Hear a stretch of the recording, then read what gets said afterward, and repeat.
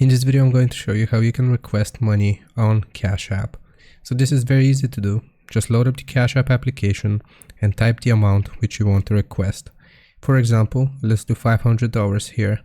And once you have typed the amount and confirmed that this is correct, we can click on the request button found here near the bottom. Now, once we have selected the amount here, it's going to ask for name, cash tag, phone, and email here. So we can type out the person's cash tag. So for example here, I'll do Adam, just like that.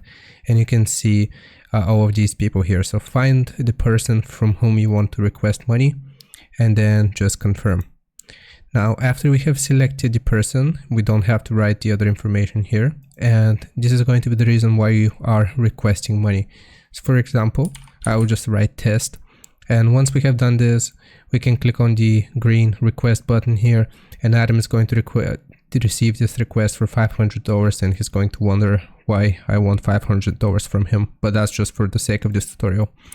So hope this helps. Leave a like and sub, and I'll see you next time.